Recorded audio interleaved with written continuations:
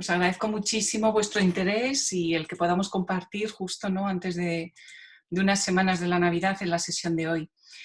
Mi nombre, como os ha comentado ellos, es Raquel Sáez. Yo soy licenciada en Bellas Artes, en la especialidad de restauración de pintura, y desde hace 14 años colaboro con el Museo Thyssen como guía oficial. Desde hace un par de años he creado mi iniciativa ArtPro, que está dedicada a la divulgación y promoción del arte. Y mi intención es haceros llegar el arte, todo lo que, digamos, compartirlo, haceroslo sentir, y que el arte forme parte de vuestras vidas como uno de los ámbitos de nuestra vida, ¿no?, para realmente que cultive nuestro espíritu. Y además yo creo que la sesión de hoy va a ser muy especial en este sentido. Pues sí, lo va a ser porque bueno, pues que al final la Navidad es ese momento de reencuentro y de celebración. Mercedes, te vuelvo a reiniciar el audio, que es lo que tiene cuando soy el amo del calabozo. Ya lo tienes de nuevo. Nada. Bueno, para los que estéis conectándoos ahora, estamos haciendo unos minutos de espera hasta que bueno, había bastantes inscritos. Sí que es cierto que ya estáis bastantes conectados, pero bueno, estamos esperando a dar unos minutitos de cortesía para que la gente se pueda conectar. Tened en cuenta que es viernes, la gente sale del trabajo, hay atasco y llueve en algunas comunidades. Supongo que estáis viendo, porque no todos tenéis la cámara encendida, entonces estáis viendo a 3 personas, 4. Hay una persona que sí que ha conectado su cámara. Hola, AEF, ¿cómo estás? Y David, que lo acaba de conectar y nos está también acompañando en visual. A mi izquierda, yo no sé cómo me veis vosotros, en qué lado me veis, pero está Raquel Sáenz, que va a ser la ponente de esta tarde. Y a mi derecha tenéis a Mercedes Pérez Castel, que es la responsable de CEU Alumni. Y bueno, vamos a decir que es la madre de este proyecto, y orgullosa madre, y que apostó desde el principio por traer y acercar el arte a toda la comunidad CEU, y en este caso, bueno, pues en especial a la comunidad CEU Alumni. Hoy es una edición especial que queremos compartir con todos y sobre todo pues por la temática y porque, bueno, porque llega la Navidad y nos hemos vuelto muy generosos. Mercedes, no sé si quieres comentar algo. Bueno, yo quería aprovechar este webinar en que además hemos querido compartir con la familia CEU, tanto con trabajadores como con padres, etcétera, no solamente con los alumni. Y quería aprovechar para felicitaros a todos la Navidad, aunque todavía estemos en noviembre, pero como probablemente no nos podamos ver ni reunir en este año tan difícil, pues desearos que lo paséis unas Navidades entrañables, lo mejor posible, y que desde luego el año 2021, como supongo que deseamos todos, nos traiga de nuevo la normalidad y la posibilidad de empezar a hacer una vida como la que teníamos. Además, para mí es uno de los últimos CEU Alumni, porque a partir de febrero ya empezaré mi vida de jubilada, y deciros que ha sido un placer el dirigir este proyecto. Este ha sido uno de mis proyectos, el proyecto de arte más queridos. Creo que la cultura, como dice siempre Raquel, de la que yo he aprendido mucho, calma el espíritu y ayuda a sobrellevar muchas cosas, y me parecía importante que el mundo de los alumni CEU, un mundo de personas cultivadas y formadas, pudiera disfrutar de esta experiencia. Veo a Inés, que estás por ahí. Hola Inés, me alegro muchísimo de verte y espero que todos disfrutemos de esta webinar, de esta sesión que magistralmente nos va a impartir Raquel, y a la que dejo ya la palabra. Y gracias, Gabriel, por siempre estas direcciones tan magníficas que haces. Un placer. Feliz Navidad a todos. Espera, Raquel, que ya te digo que como soy yo el amo del calabozo, tengo que reiniciar yo el audio de la gente. Soy un poco el ogro hoy. Así que déjame un segundito antes de empezar, Raquel. Les voy a contar cómo vamos a llevar esta sesión, porque hay mucha gente que a lo mejor no se ha conectado a sesiones anteriores. Perfecto. Os aviso a todos, tenéis el micrófono desactivado. Ya veis que soy yo el que da un poco el paso. Entonces, lo que vamos a hacer va a ser, tenéis un chat, ¿vale? Si pasáis el ratón por encima de la pantalla, en la parte inferior veis un iconito que pone chatear, ¿vale? Se os va a abrir una ventanita y en esa ventanita vais a poder escribir las preguntas, ¿vale? Que van a llegar al final de la presentación, una vez que Raquel ya haya hecho la conferencia, ¿vale? El webinar. Sentiros libres para preguntar lo que queráis y cuanto más preguntéis, mucho mejor porque nos vamos a enriquecer todos, ¿vale? Pero vamos a hacerlo de esta manera para que no se genere mucho ruido y mucho barullo en la sala y que Raquel pueda tener concentración. Así que nada, yo ya con esto me callo hasta el turno de preguntas. Todo tuyo, Raquel. Vale, pues voy a compartir pantalla con vosotros. Voy a poner la presentación. F3, espera. Que le doy a compartir pantalla. Vale. Bueno, pues hoy el tema que nos va a llevar, ¿no?, a este encuentro de conectándonos con el arte es poder hablar de lo que es la Navidad en uno de los museos principales que tenemos en Madrid. He escogido como la Navidad en el Prado para que, ya que es un museo que se dice que no es un museo de pintura, sino de pintores, pero que está claro, ¿no?, que uno de los momentos más excelsos representados por la historia del arte es todo lo que comprenden los episodios de la Navidad. Vamos a poder contemplar a través de lo que es la colección del Prado, partiendo desde maestros desde el siglo XIV-XV en adelante, desde el siglo XV en adelante, vamos a llegar hasta el siglo XVII, cómo se han presentado, ¿no?, todo lo que son, esperad un momento, lo que es realmente el nacimiento de Jesús, que es uno de los momentos principales del año litúrgico cristiano y que es un tema que en realidad ha interesado a artistas de todos los tiempos. Vamos a entrar dentro de un recorrido cronológico no tan corto, porque en realidad son 2 siglos y vamos a contemplar cómo lo representaron entre las escuelas del norte europeas y las escuelas del sur. Vamos a hablar sobre todo de lo que es la Anunciación, la Visitación, el nacimiento de Cristo, la adoración de los pastores y la adoración de los magos, la presentación en el templo, solamente tenemos una obra que es de Luis Morales, y la huida a Egipto, que terminaremos con Rubens. También hablaremos de la famosa huida de Egipto de Patini. Son realmente no solamente los artistas eligieron esto como uno de los temas principales, sino que en todo lo que fue el ámbito de la cultura cristiana, la salvación de la humanidad a través de la pintura y sobre todo la espiritualidad imperante en el momento, ¿no?, hace que cada obra sea representada en un estilo diferente y con unas connotaciones que las vamos a diferenciar una de las otras. Una de las primeras obras, y que además os lo vais a encontrar en este recorrido que ha hecho ahora el Museo del Prado de Reencuentros, una obra que estaba situada en la planta baja, en una sala en la que tenías que entrar intencionadamente. Si ahora visitáis el Museo del Prado, nada más subir a la primera planta, que es lo que tienen abierto, y una pequeña parte, solamente la sala del Bosco en la planta baja, podéis sorprenderos nada más llegar en tener, ¿no?, a Fra Angelico, digamos, dentro de lo que es la galería central. El encontrarnos con un retablo tan magnífico, la primera pala quadrata de Fra Angelico, una de las obras principales de este artista, realizada en 1426 y que además va a ser la obra religiosa que inaugura el prototipo del tema de la Anunciación en el siglo XV, es decir, en el primer 400 italiano, que es donde encontramos, ¿no?, lo que son los inicios y las bases del Renacimiento. En cada pasaje os voy a leer en el texto en el que se basan las representaciones para que lo tengamos como base para luego la interpretación del artista y del estilo artístico. En lo que es la Anunciación, como dice el Evangelio de San Lucas, dice: envió Dios el ángel Gabriel a Nazaret, ciudad de Galilea, a una virgen desposada con cierto varón de la casa de David, llamado José.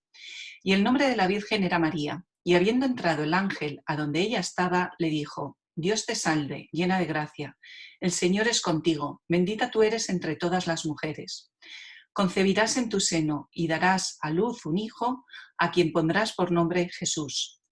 Él será grande y será llamado Hijo del Altísimo, y le dará al Señor Dios el trono de David, su padre, y reinará en la casa de Jacob eternamente y su reino no tendrá fin.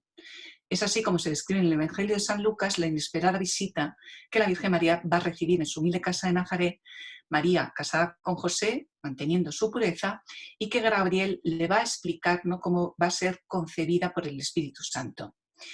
Frangélico, que realmente aquí emplea una iconografía que podríamos decir tradicional, ha ambientado la escena dentro de lo que es, digamos, en un marco arquitectónico puramente renacentista. Unas arquerías que nos recuerdan a las de Brunelleschi, al Hospital de los Inocentes, a ese albergue para niños abandonados.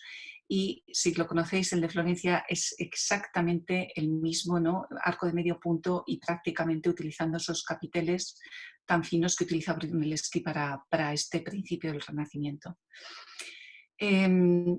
Si veis, es muy interesante también cómo Frangélico en esta obra, en la que realmente él, aprendiendo de Lorenzo de Mónaco y estando en el ambiente intelectual que se estaba desarrollando en Florencia, en un ambiente absolutamente ebulliente, no solamente estaban las ideas de Brunelleschi, sino que también estaban llegando todas las de Gentile da Fabriano, Masolino, Masaccio, y cómo va a ser realmente una revolución en la que los artistas van a estar en contacto.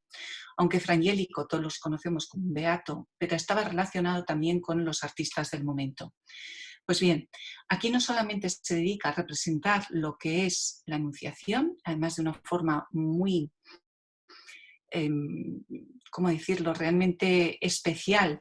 Fijaos cómo llega el rayo de luz de las manos de Dios Padre y el momento, ¿no?, que envía el Espíritu Santo y que la luz realmente se deshace, se desvanece en el momento que toca a la figura de la Virgen.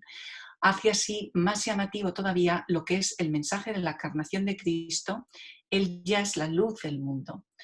Se abre la estancia, además, si veis, ¿no?, una estancia en la que Frangélico se esfuerza muchísimo por crear una perspectiva, por hacer que la luz que entra a través de la ventana se vea reflejada en la estancia, pero también que la luz divina esté reflejada, digamos, en lo que es el suelo marmóreo.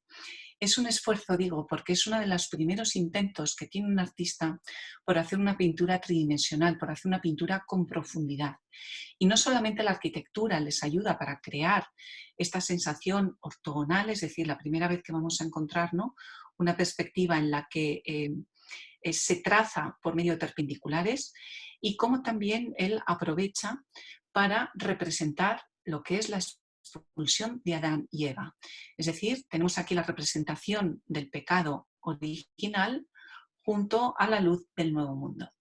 Son dos representaciones que van de forma conjunta, que tenemos además como la mirada de Dios Padre, ¿no?, dentro de este tondo escultórico, y que es una de las obras, digamos, como la primera realmente, ¿no?, que conocemos como pala quadrata. Brunelleschi, en aquel momento, él dictó cómo tenían que ser los retablos sin pináculos, es decir, sin el típico ornamento gótico, para que la arquitectura del Renacimiento, enunciada ahora por él, pudiera ir acorde, mejor dicho, con la pintura.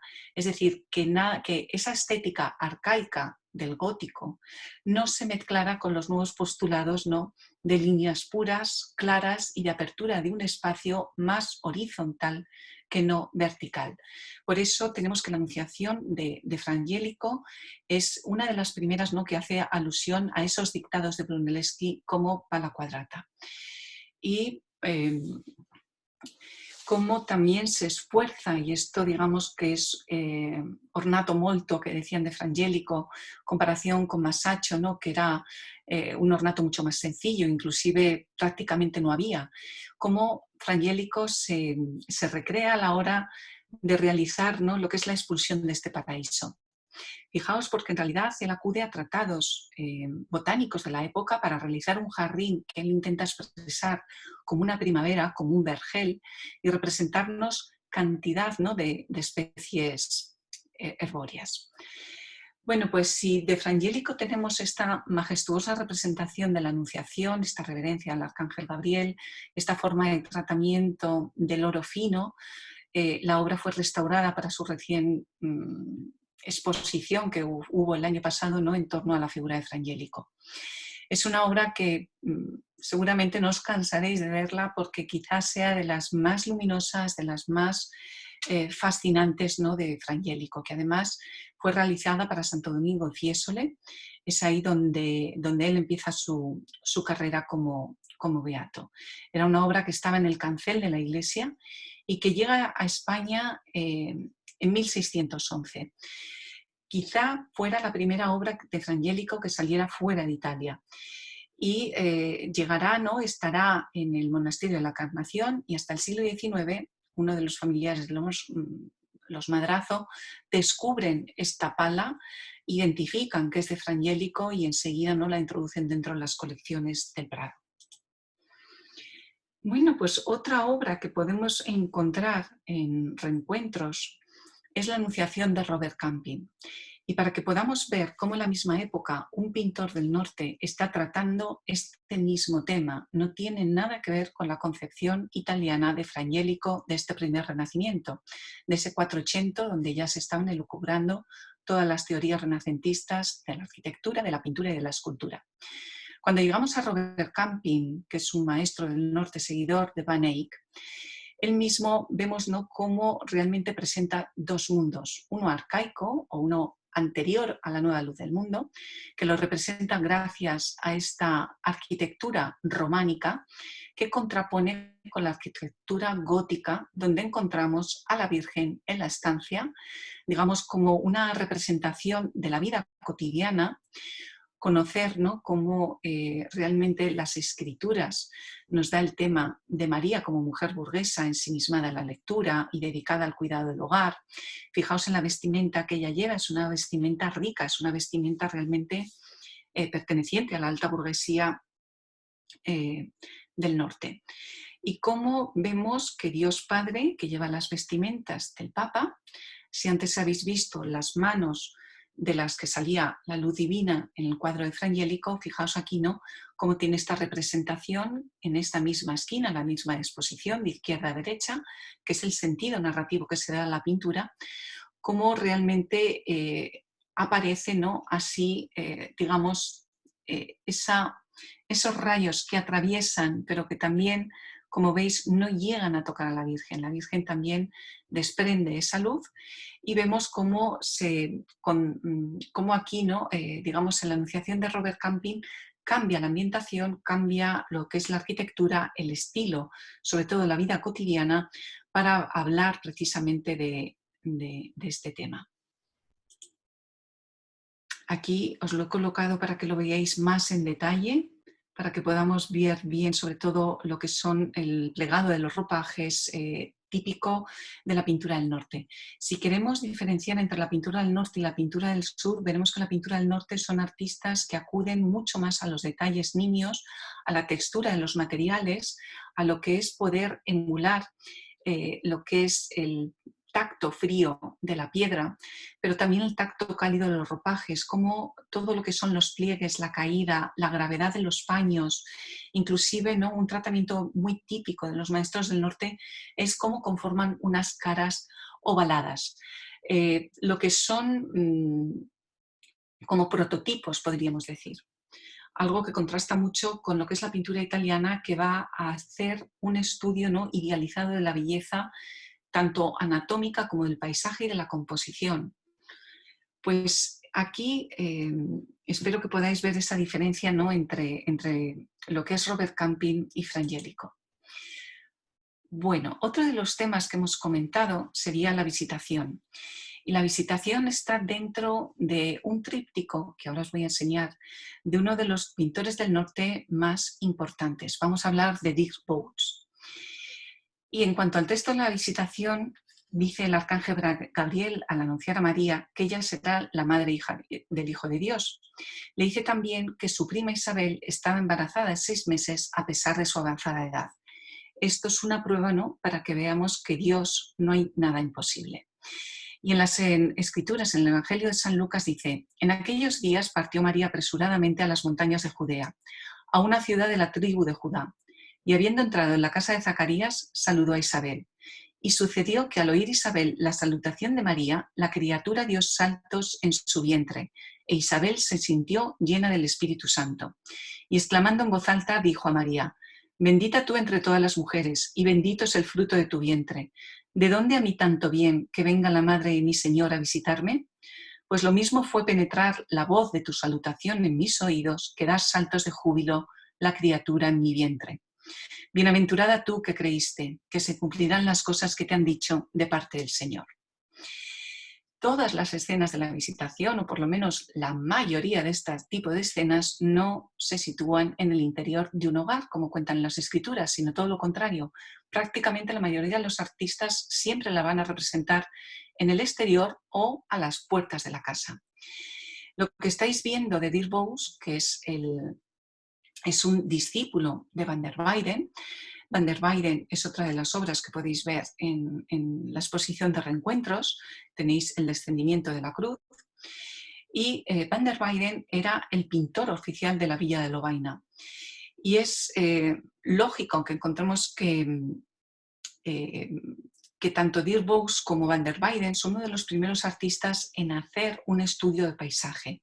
En este caso, Dirk Boos va a abrir un espacio abierto. Vais a ver que el paisaje del tríptico está en todo él, excepto en la parte de la Anunciación de la izquierda. Si contempláis este tríptico de la vida de la Virgen, que a lo mejor os preguntaréis cómo va a ser tríptico si tengo 4 paneles de pintura. Bueno, pues os voy a señalar que aquí, justo en el centro, en lo que es la visitación y la adoración de los ángeles, podéis encontrar una columna de mármol que serían como las 2 escenas que quedan unidas. Y las palas laterales, la de la derecha, tenéis la adoración de los Reyes Magos y aquí a la izquierda la Anunciación. Qué completo este tríptico de la vida de la Virgen, ¿no? De Dirk Boos. Fijaos cómo en lo que es la visitación, María lleva la cabeza descubierta, mientras que Isabel se la cubre con una toca. Están representadas en muy diferentes edades. En realidad, si nos fijáramos en lo que son las manos de Isabel, veríamos que las manos son diferentes a las de María, y cómo se toca en el vientre para comprobar su estado de gestación.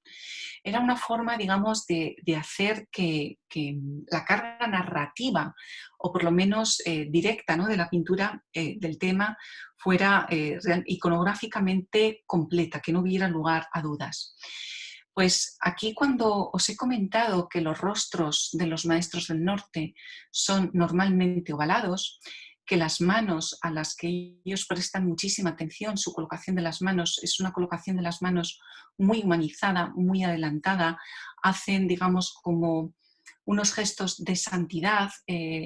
La forma que tienen los maestros del norte de acudir a las figuras es una forma como más que de ternura, ¿no?, como de cuidado o de muchísima delicadeza. Además, una de las cosas que realiza Dirk Boos, al contrario que Van der Weyden es un artista sobre todo del dramatismo, de la emotividad exacerbada. Cuando contempláis el descendimiento de la cruz, veis el dolor absoluto, ¿no?, en el rostro de la Virgen. Pero Dirk Boos, todo lo contrario, va a introducir un silicio meditativo en la obra. Va a introducir unos movimientos muy detenidos, una sensación de recogimiento y, al fin y al cabo, ¿no?, como una interpretación muy equilibrada, muy digna o elevada espiritualmente. Es más de una concentración interior que no de una exaltación de sentimientos.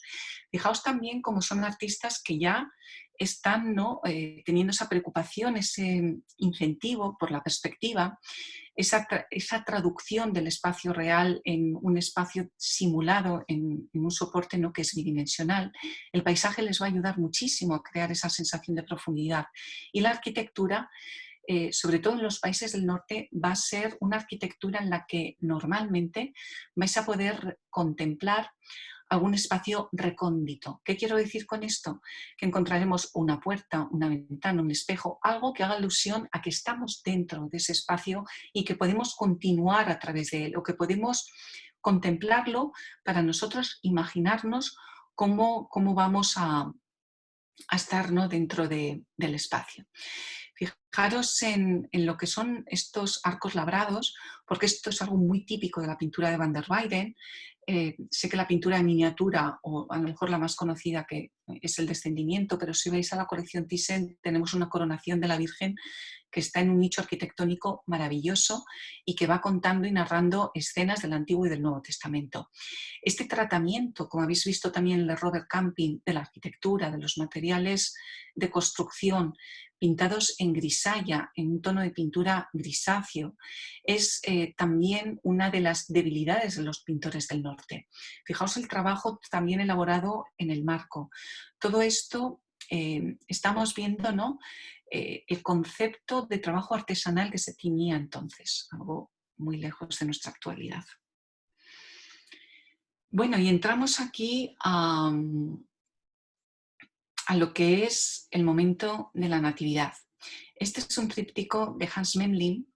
Hans Memling es uno de los artistas más adelantados del norte de Europa, uno de los artistas que va a introducir, digamos, dentro de lo que es el género del retrato, una auténtica humanidad, sentimiento interiorizado, y dentro de las figuras religiosas, ¿no?, va a reforzar muchísimo la espiritualidad en cada uno de ellos. Yo creo que podéis diferenciar muy bien en el momento que vemos las figuras, digamos, protagonistas, cómo realmente, ¿no?, mantienen ese estado meditativo interior. Dentro de la Natividad, el Evangelio de San Lucas, que cuenta cómo San José y la Virgen María se trasladan a Belén para empadronarse a raíz de un censo ordenado por Roma. Y añade: y sucedió que mientras ellos estaban allí, se le cumplieron los días del alumbramiento. Y dio a luz a su hijo primogénito, le envolvió en pañales y le acostó en un pesebre, porque no tenían sitio en el alojamiento. Es verdad que en algunos evangelios apócrifos, como el protoevangelio de Santiago o el pseudo Mateo, se refiere al lugar de nacimiento como gruta o cueva sumida en la oscuridad. Vamos a verlo en algunos pintores. No es lo más habitual, porque normalmente eso es más típico en el arte bizantino, pero que veamos, ¿no?, cómo se va a combinar, por ejemplo, en el caso del Greco. Basándose en relatos como el de la leyenda dorada de Jacopo de Voragine del siglo XIII, la escena suele localizarse, y esto es lo más habitual, en un establo cobertizo o muchas veces en una arquitectura, ¿no?, en ruinas o algún sitio semiabandonado. Algo que sirviera como lugar de descanso o refugio tanto para personas como animales, como ese tránsito, el camino. Bueno, pues en esta tabla, ¿no?, en este tríptico de Hans Memling, es sorprendente cómo presenta lo que es el momento del nacimiento, con la Virgen totalmente arrodillada y el niño, como veis, directamente a sus pies. Esto es una iconografía que se basa en las revelaciones de Santa Brígida de Suecia, del siglo XIV, que recoge la descripción del momento del parto, ¿no?, que le hace la propia Virgen, y que dice, ¿no?, que según esa visión, cuando María se arrodilló para orar, sintió moverse en su interior al niño, al que inmediatamente dio a luz, y sin cambiar de postura, la Virgen comenzó a adorar al niño con sumo decoro y reverencia, uniéndosele poco después unos ángeles. Pues esto es precisamente, ¿no?, lo que nos cuenta aquí Hans Memling. Mientras tanto, según se decía, San José había salido a buscar algo para alumbrar el lugar y no asistió al parto. Pero fijaos que aquí le vemos llegando con una vela encendida en las manos, que es una iconografía muy típica de finales del gótico. También es verdad que, digamos, que hay esas contradicciones, ¿no?, entre la presencia del buey y la mula. Pues aquí están representados cerca del bebedero, que son realmente como dos figuras, ¿no?, fundamentales o omnipresentes en nuestros tradicionales belenes, pero que sin embargo no aparecen citados como tales en el nacimiento de Cristo que ofrecen los evangelios canónicos. Bueno, pues de aquí en Hans Memling, que veis no solamente lo que es la Natividad, sino la adoración de los Reyes Magos y lo que es la presentación en el templo. Es decir, que tendríamos, ¿no?, como esas tres escenas principales. Pero como vamos por cada escena avanzando en la historia del arte, voy a... Perdonar. voy a avanzar hacia uno de los artistas menos conocidos. Y es interesante porque Federico Barocci es un artista italiano de Urbino, que además pintó mucho para el duque de Urbino, y la reina de Margarita de Austria, la esposa de Felipe III, había manifestado ya desde hacía tiempo el deseo de tener un Barocci en la colección. ¿Qué sucede? Pues que Bernardo Maschi, que era el embajador del duque de Urbino ante la corte de Felipe III, ella se lo comenta y Bernardo Maschi enseguida se lo transmite al duque de Urbino. El duque, que se esfuerza por encontrar la obra apropiada para la reina de España y viendo que la edad ya avanzada que tenía Barocci, los achaques de salud, que realmente ya prácticamente no podía pintar, lo que hace Bernardo Maschi, el diplomático, es renunciar, privarse de un cuadro que él tenía para regalárselo a Margarita de Austria. Y este cuadro de la Natividad es el presente, ¿no?, que le hace el diplomático. Fijaos, porque realmente es un cuadro maravilloso, una obra, ¿no?, que retrata fielmente lo que dice en el relato del evangelista San Lucas. Dice, y dio a luz a su hijo primogénito, le envolvió en pañales y le acostó en un pesebre. Fijaos cómo María está arrodillada, cómo se ha colocado frente a su hijo, dándole el calor con su aliento. También tenemos al buey y la mula, fijaos cómo aparecen, ¿no?, la composición, pero sobre todo cómo la luz de la Virgen ilumina la escena. Si en muchas obras que vamos a ver luego ahora, ¿no?, la luz de Jesús es la que realmente ilumina toda la composición, aquí podríamos decir que es el candor. ¿Qué sucede con Barocci? Pues Barocci lo que hace es realmente buscar la inspiración en los episodios de la vida cotidiana, de una vida familiar, de una vida popular, pero recrea realmente un ambiente muy íntimo, sumamente afectivo. Estamos en plenas críticas, ¿no?, y objeciones que estaban planteándose en el Concilio de Trento. Y digamos que estas escenas son unas escenas que intentan mediar en ese paradigma de cómo el cristianismo tenía que continuar, catolicismo no tenía que continuar transmitiendo la palabra de Dios. Pues fijaos una cosa muy interesante, porque no solamente el rostro tan sumamente dulce de la Virgen, la posición de las manos, los colores que ha elegido para la vestimenta de la Virgen son unos colores muy cálidos, muy suaves, muy aterciopelados, pero como realmente Barocci tiene un magnífico control de los gestos, de las acciones, de cómo mostrar los afectos, que realmente está muy acorde con esa poética que está viendo en la Reforma Católica y que además dentro de los círculos romanos se conocía, ¿no?, como la cristiana letizia.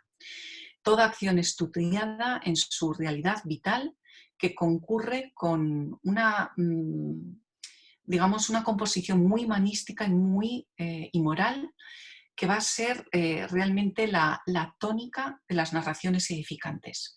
Y Barocci esto lo conocía a la perfección.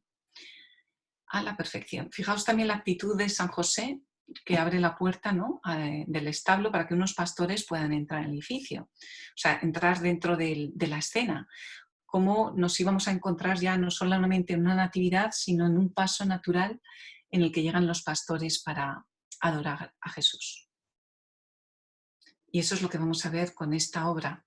Una obra de Juan Bautista, de Fray Bautista Maíno. Este sí que es uno de los artistas más desconocidos de nuestra escuela y que además, aunque Lope de Vega, Pacheco, Palomino mostraron su admiración tanto a él como persona como por su pintura, ha sido un artista, ¿no?, que ha quedado muy arrinconado. Es verdad que en el siglo XVII español tenemos tan grandes figuras que Maíno, ¿no?, pues aunque tiene unas notas personales fantásticas de las que vamos a hablar, ha quedado un poquito relegado en ese sentido. Bueno, ¿qué nos dice el Evangelio de San Lucas en cuanto a la adoración de los pastores? Nos lo cuenta así. Había en la misma comarca unos pastores que dormían al raso y vigilaban por turno durante la noche su rebaño. Se les presentó el ángel del Señor y la gloria del Señor los envolvió en su luz y se llenaron de temor. El ángel les dijo, no temáis, pues os anuncio una gran alegría, que lo será para todo el pueblo, os ha nacido hoy en la ciudad de David un Salvador que es el Cristo Señor. Y esto os servirá de señal. Encontraréis un niño envuelto en pañales y acostado en un pesebre. Y de pronto se juntó con el ángel una multitud del ejército celestial, que alababa a Dios diciendo: Gloria a Dios en las alturas y en la tierra paz a los hombres en quienes Él se complace. Y sucedió que cuando los ángeles, dejándoles, se fueron al cielo, los pastores se decían unos a otros: Vayamos pues hasta Belén y veamos lo que ha sucedido y el Señor nos ha manifestado. Y fueron a toda prisa y encontraron a María y a José, y al niño acostado en el pesebre. Al verlo, dieron a conocer lo que les habían dicho acerca de aquel niño. Y todos los que lo oyeron se maravillaban de lo que los pastores les decían. Bueno, pues fijaos, en esta escena de Maíno, desgraciadamente no tenemos mucha información biográfica. Sabemos muy poco de su vida. Suponemos que hacia finales del siglo XVI pudo haber estado en Italia. Y el haber estado en Italia le va a dar, digamos, esa formación, va a estar permeable, ¿no?, a las dos corrientes que había en aquel momento. Está lo que es el clasicismo de los hermanos Carracci, que siguen buscando un ideal de belleza dentro de lo que había ya explorado todo el Renacimiento, pero también está la nueva versión y el naturalismo revolucionario de Caravaggio. Y si veis, aquí conviven las dos influencias. Un tratamiento potente de las luces y las sombras, del chiaroscuro, un naturalismo evidente.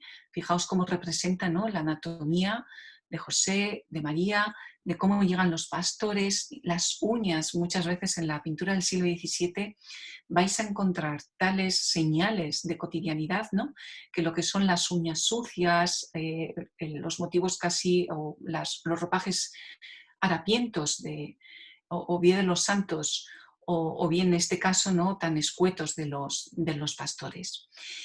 Él, digamos, que combina ese naturalismo, pero con un colorido muy brillante, con un colorido muy vivo, que eso es también muy típico de los Carracci y sobre todo de Orazio Gentileschi. Y fijaos aquí cómo los pastores que acuden a adorar también tienen tres edades, al igual que los Reyes Magos. ¿Quién es el primero en reconocer esa luz, esa nueva luz del mundo? Pues el más viejo, el que más sabiduría tiene. Luego estarían los otros tres que también han llevado sus presentes. No siempre se les representa, ¿no?, con un regalo. Pero digamos que lo que es el Cordero de Dios siempre va a estar como uno de los elementos que aporten los pastores. Normalmente, además del Cordero, suele haber una cabra, que aquí la tenéis, y también una cesta con huevos, aquí la tenéis. Son realmente, ¿no?, las tres ofrendas que llevan los pastores al momento del nacimiento de Jesús. Fijaros qué interesante, porque es una obra totalmente vertical, es una escena rectangular, ¿no?, en cascada, porque en el momento que se dan esta adoración de los pastores, también tenemos los tres ángeles. Y fijaos, ¿no?, el gesto tan cariñoso de José en esta escena, porque sorprende con muchas de otras iconografías que a José siempre se le representa, ¿no?, como más apartado o más ajeno al momento de la natividad, perdón, de la adoración o del nacimiento de Jesús. Bueno, si hay una obra clave dentro del Museo del Prado, fue la que realiza el Greco para su propio panteón familiar en la iglesia, ¿no?, del convento de Santo Domingo el Antiguo de Toledo, que fue la iglesia que le encomendó el primer encargo cuando el Greco llegó a Toledo a finales del siglo XVI. Aunque en algún texto apócrifo San José comenta que los pastores acudieron con las manos vacías, lo habitual es que siempre, ¿no?, como os he comentado, lleven algún tipo de ofrenda. No suele faltar el cordero, como os he comentado, el cordero pascual, que es el sacrificio posterior de Cristo, y que es el único presente que ha aportado el Greco. Perdonad que ahora mismo no me resulta tan fácil antes el poderlo identificar, el presente, ¿no?, de estos pastores. Pero sí, fijaos cómo el más anciano de ellos se ha supuesto que es un autorretrato del Greco, cómo San José lo pinta sumamente expresivo, cómo hace una composición, ¿no?, circular en lo terrenal y circular en lo celestial. Y cómo realmente el niño Jesús es la luz, el foco del que emana la luz, ¿no?, en el cuadro.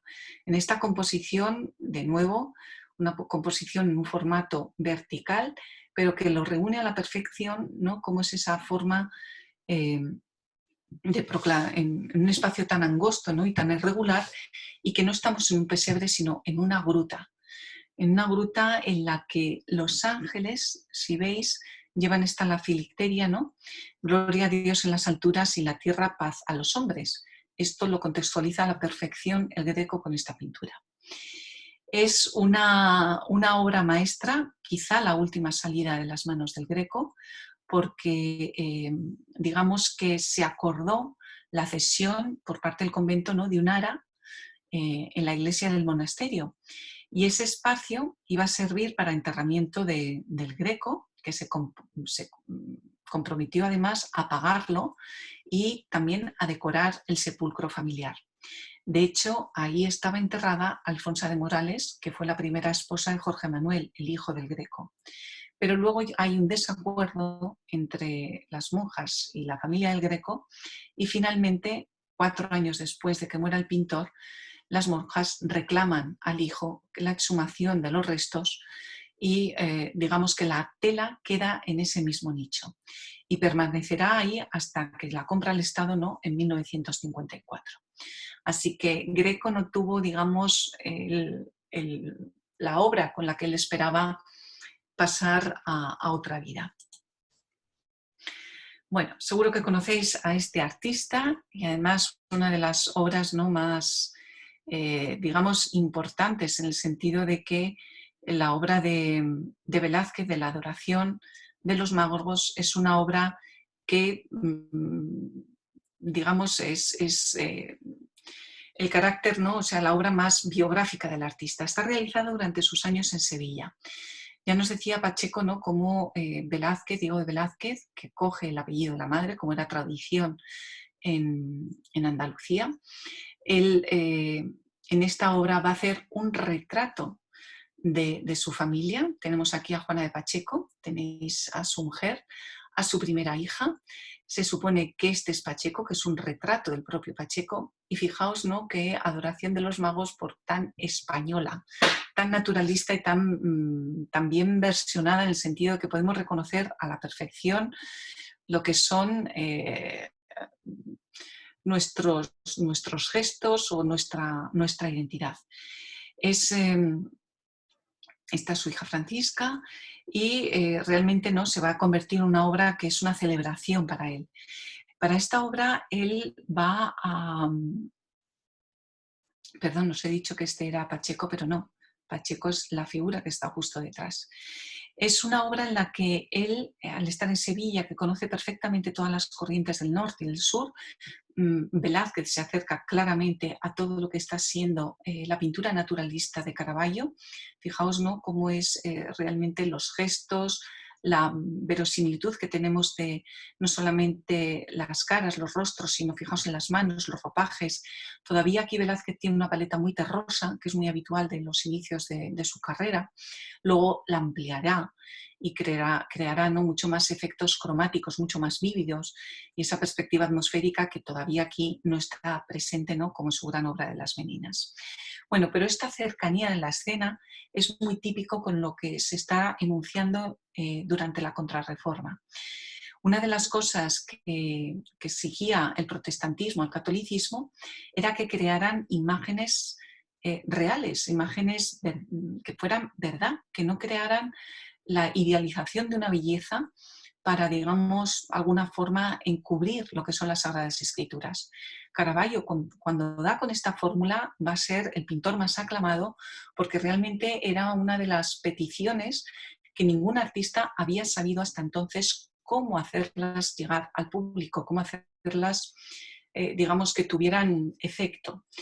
Y como veis, toda la pintura barroca, la barroca que sigue el postulado naturalista de Caravaggio, es una forma que tenemos de identificarnos, una forma mucho más cercana de llegar a lo que es las Sagradas Escrituras. Y no podíamos saltarnos al artista que va a tener más éxito después de la pintura de Zurbarán. Estamos hablando hacia mitad del siglo XVII, que es la pintura de Bartolomé Esteban Murillo. Murillo procedía de una familia de plateros y pintores y, siguiendo la tradición andaluza, ¿no?, adopta el apellido materno en vez del paterno. Él queda huérfano cuando era muy joven y no cabe duda que tiene una gran influencia de Francisco de Herrera el Viejo, con ese naturalismo y tenebrismo de Zurbarán. ¿Qué le diferencia a Murillo? Pues Murillo, además de saber este naturalismo, este tratamiento de las sombras y de los claros, nadie como él para la ternura de sus vírgenes y también muchas de las figuras del niño, que va a ser, digamos, el pintor que populariza más el tema de la Virgen y el niño, y sobre todo el más suave y el más dulce, algo que necesitábamos en aquel momento después de la crudeza, digamos, del extremo, ¿no?, que representaba la obra de Caravaggio y también la de Zurbarán. Pero también Murillo conocía a Ribera, y si veis, sus obras representan, ¿no?, esos gestos, esa forma que había en el siglo XVII de valorar la vejez. La vejez, digamos, era una representación de la sabiduría, era un respeto al que merecíamos honrar, ¿no?, a aquella persona que tuviera más años que nosotros. Y cómo realmente la obra de Murillo, ¿no?, se caracteriza sobre todo por la suavidad del modelado en las figuras del Virgen y el Niño. Aquí los protagonistas son realmente los pastores. Fijaos cómo llevan sus regalos. Aquí veis las gallinas, el cordero, cómo la humildad de los pastores es realmente maravillosa. Aquí tenéis la cesta de huevos, cómo realmente hacen, ¿no?, una adoración entre humana y divina. Bueno, pues si queremos ver la adoración de los Reyes Magos más pomposa, más desorbitante, suntuosa y lujosa, esa es la de Rubens. Además, esta obra tiene una historia realmente peculiar, porque nadie como Rubens, ¿no?, para reunir ese talento artístico, éxito social, económico, un nivel cultural impresionante, la de este artista que hablaba 4 lenguas, las escribía, no solamente fue pintor, sino también diplomático, un auténtico viajero, pero en representación, ¿no?, de los archiduques. Es una de las obras más destacadas de la colección del Prado, una obra que además fue encargada por los archiduques en 1608 para decorar el Salón de los Estados del Ayuntamiento, puesto que se iba a firmar la paz entre España y las Provincias Unidas, la tregua de 12 años, y esta obra sería la representación simbólica de los archiduques como guardianes de la paz en estos territorios y el gran cortejo que acompaña a los magos, los dignatarios que vienen a presentarles los respetos, que forma, ¿no?, de identificarse con, digamos, con las figuras divinas, los propios reyes. Bueno, pues esta obra va a llegar a España de manos del diplomático Rodrigo Calderón, que estuvo al servicio de Felipe III y al que Rubens le pinta un retrato ecuestre, y que Calderón, como era favorito del duque y de la ciudad de Amberes, es probable que se la regalaran para favor, digamos, para el propio rey. El lienzo lo va a traer él y llegará a España en 1613 y pasará a manos de Felipe IV, cuando cae en desgracia este diplomático, ¿no?, en 1621. Felipe IV va a colocar esta obra en el cuarto bajo del Alcázar de Madrid, y cuando Rubens vuelve a España entre el año 1628 y 1629, decide retocar esta obra, porque en un principio la obra solamente ocupaba esta parte, es decir, era una obra en la que el pesebre era una arquitectura clásica en ruinas, pero fijaos, ¿no?, a todo este cortejo tan sumamente exquisito, y Rubens la amplía y añade lo que es este lateral y esta parte superior donde representa a los ángeles. En este lateral él mismo se autorretrata mirando fijamente, porque es, digamos, el personaje más iluminado que traza esa diagonal directa mirando hacia la escena, ¿no?, de la adoración de los Reyes Magos, donde está el niño. De aquí realmente parte la iluminación de la obra. Y fijaos lo curioso, porque el niño Jesús está metiendo la mano en la mirra que le ofrece Gaspar, y esta vez no es Melchor el que representa, ¿no?, el primer rey, el más sabio, que reconoce la nueva luz del mundo, que lleva ese cofre de oro, o Baltasar, que lleva el incienso. Pues realmente las tres edades del hombre, los tres continentes quedan representados en la obra, y también, digamos, los regalos dignos de un rey, como es el oro, la mirra, que es la resina para embalsamar nuestra dimensión física, y finalmente el incienso, que habla de nuestro espíritu se eleva. Se lo regala Baltasar. Ninguna escena como esta, ¿no?, tan emblemática, tan pomposa, tan lujosa, tan dinámica como la que representa Rubens. Fijaos cómo realmente, ¿no?, es una de las de las escenas más ricas en cuanto a la adoración de los Reyes Magos. Y es curioso cómo en la arquitectura, en la pintura de Rubens nunca hay nada trivial. Fijaos que coloca este gran pilar que hace ver y resaltar, está iluminado. Quizá, ¿no?, aparezca como una metáfora del papel que ejerce María como pilar de la cristiandad. Bueno, aquí os lo quería señalar más en detalle, ese momento, ¿no?, en el que Jesús introduce la mano dentro del cofre. Bueno, cuando llegamos a la presentación del templo, tenemos esta obra de Luis Morales, en la que muchas veces la presentación del templo también se puede hablar de la purificación de la Virgen. Lo que debía realizarse, ¿no?, 4 días después del parto. El Evangelio de Lucas, el único que recoge este episodio, dice así: así que se cumplieron los días de la purificación conforme a la ley de Moisés, se llevaron a Jerusalén para presentarle al Señor, según está escrito, y para ofrecer en sacrificio, según lo prescrito en la ley del Señor, un par de tórtolas o 2 pichones. Había en Jerusalén un hombre llamado Simeón, justo y piadoso, y el Espíritu Santo estaba en él. Le había sido revelado por el Espíritu Santo que no vería la muerte antes de ver al Cristo del Señor. Movido del Espíritu Santo, vino al templo, y al entrar los padres con el niño Jesús para cumplir lo que prescribe la ley sobre él, Simeón le tomó en sus brazos y, bendiciendo a Dios, dijo: ahora, Señor, puedes ya dejar ir a tu siervo en paz, según tu palabra, porque han visto mis ojos tu salud, la que has preparado ante la faz de todos los pueblos, luz para iluminación de las gentes y gloria de tu pueblo Israel.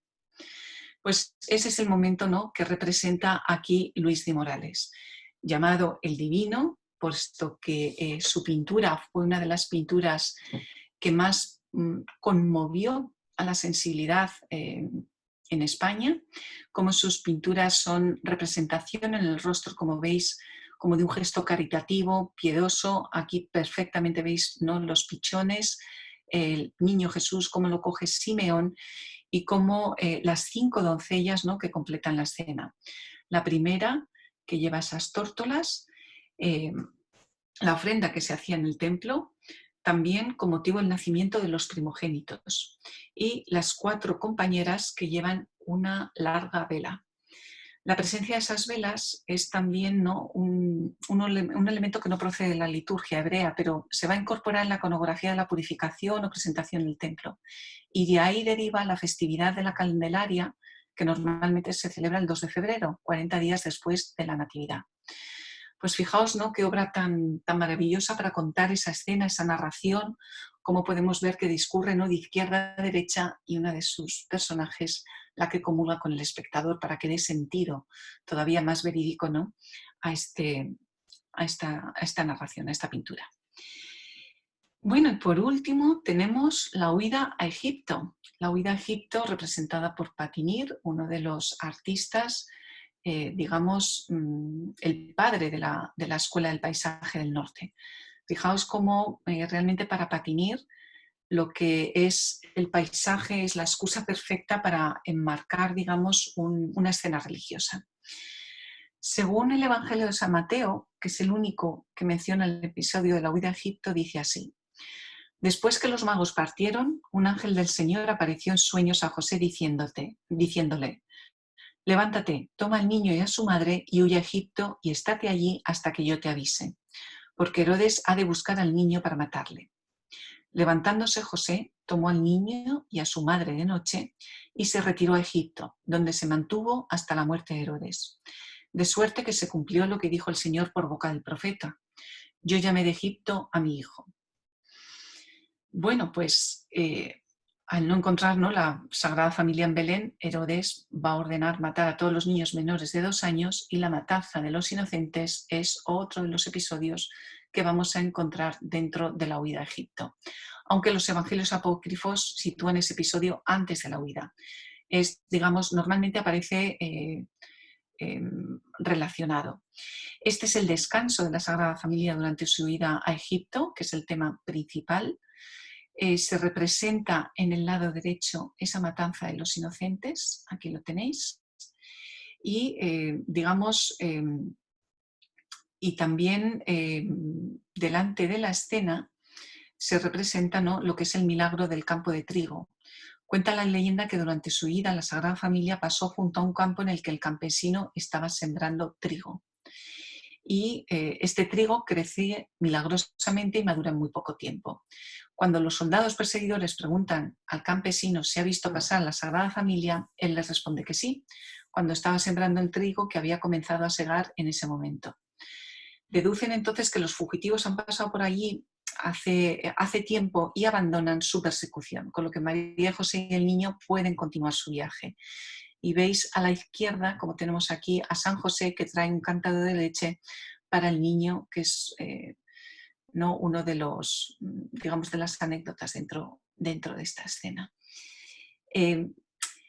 Con Pedro Pablo Rubens, fijaos, ¿no?, porque digamos que aquí Rubens en ese descanso de la huida a Egipto lo hace, pues, digamos, como típico maestro del norte, no solamente de una forma donde, digamos, la carga bíblica o religiosa, ¿no?, y el carácter narrativo él lo representa a la perfección, pero sobre todo como lo hace de una forma, ¿no?, mucho más cotidiana, aludiendo a lo que es la vida, a los personajes de aquel momento, vistiéndoles tal cual, que eso también es típico de cada artista de cada época, y como en este caso no tenemos a San Jorge, Santa Catalina, otra santa no identificada, que está dentro, ¿no?, de este descanso. Unos ángeles, fijaos cómo juegan con el cordero, el símbolo del sacrificio, y San José, que aparece aquí de espaldas en un segundo plano, dormitando, recostado sobre un árbol, mientras no fuera, y también espera donde se ve el asno, aquí tenéis el asno que está prácticamente como fuera. Es decir, es una forma que tiene Rubens de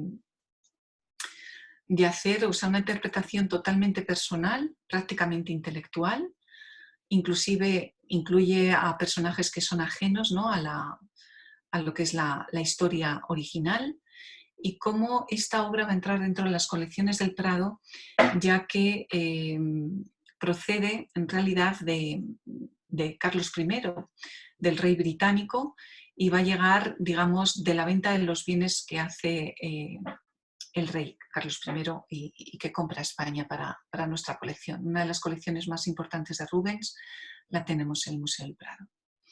Y con esto hemos terminado nuestra Navidad en el Prado. Espero que haya sido una oportunidad para conocer este tipo de episodios que podemos ver a través de la colección. Es verdad que hay algunas de las obras que no están expuestas en sala, y menos todavía ahora con reencuentros, porque es realmente una colocación en sala, ¿no?, que digamos estratégica para hacer un recorrido sinuoso a través de la primera planta. Pero espero aún así que hayáis disfrutado. Muchísimas gracias. Muchísimas gracias, Raquel. Pues ahora llega el momento de las preguntas, que es el momento jugoso. Así que os invitamos a que, bueno, si os parece en el chat, escribáis la pregunta, O, bueno, si no hay muchas preguntas, podemos activar en un momento dado los micrófonos si lo queréis hacer. Lo único que tendréis que es que levantar la manita, ¿vale? Que hay si pasáis el ratón por encima de la pantalla, vais a ver que hay una opción de reacciones, ¿vale? Y ahí hay dos manitas, unos aplausos o un dedo hacia arriba. Si queréis, también esa es otra opción.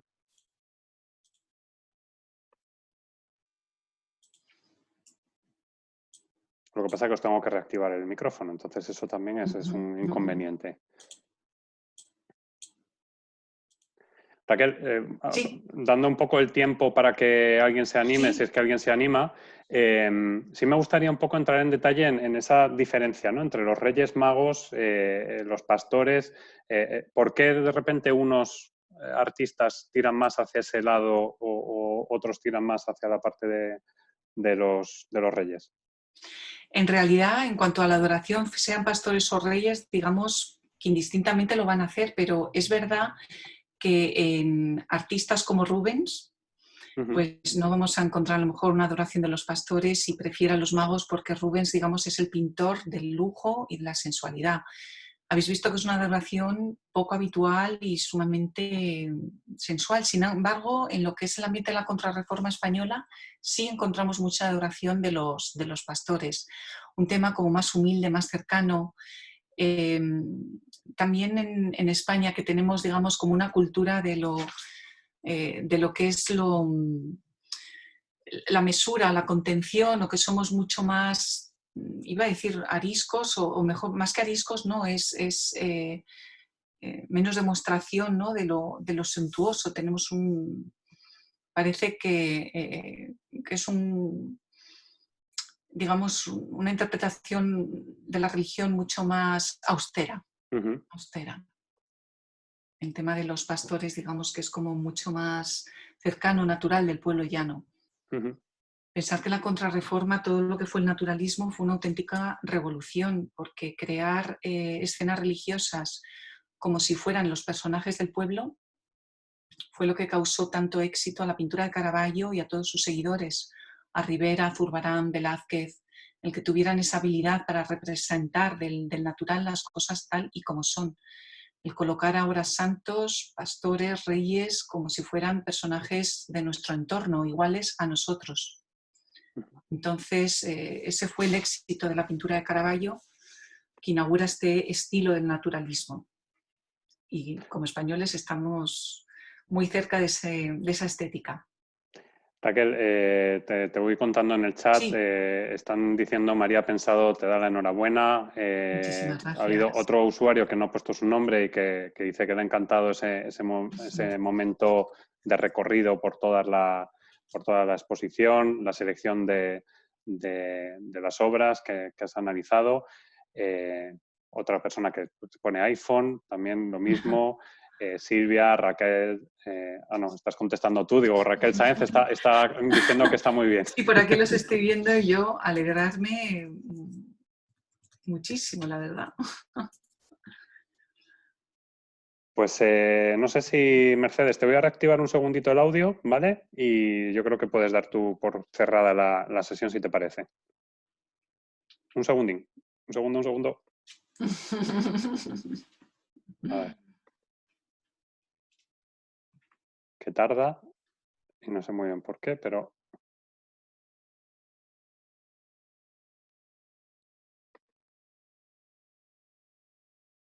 Te prometo que estoy... A ver, que le esté bloqueando a mi jefa el micrófono no significa nada, ¿eh? Que no... Tenía que dar a cancelar el silenciador. Bueno, yo creo que ha sido una sesión magnífica y un recorrido por lo que significa la Navidad y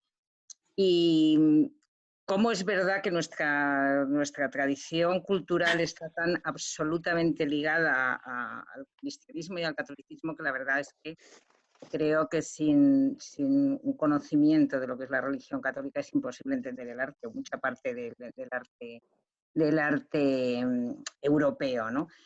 A mí me ha encantado, Raquel, yo te lo agradezco como siempre. Gracias a ti, Mercedes. Mi amigo Alfonso, que también es un seguidor de Raquel como yo, y yo siempre comentamos que ojalá tuviéramos más memoria, que supongo que os pasa a muchos de nosotros, y que nos acordemos de todo lo que nos enseña, pero luego, pues, desgraciadamente, se nos olvida. Personalmente me ha llamado profundamente la atención el cuadro de Rubens de la huida a Egipto, que me parece que puede representar la huida a Egipto como cualquier otra cosa. Debe ser una parte muy personal suya, ¿no? Pero eso resulta un cuadro como... No me despide absolutamente ningún sentimiento religioso, ¿no? Es curioso como los artistas pueden representar de forma tan distinta episodios, ¿no? Que son históricos. Por mi parte, pues daros las gracias a todos por asistir, avanzaros que antes de Navidad tendremos otra sesión que yo creo que va a ser magnífica, muy, muy original. Nos vamos a ir un poco a la parte lúdica y será una sesión que hagamos sobre arte y vino, que os vamos a comunicar próximamente y a la que espero volver a veros. Muchísimas gracias. Pues muchas gracias a todos y disfrutad de este inicio el domingo de Adviento y os deseamos a todos una feliz Navidad. Así que nada, muchas gracias. Feliz gracias Navidad. A todos. Muy feliz Navidad a todos. Hasta luego. Muchas gracias. Chao.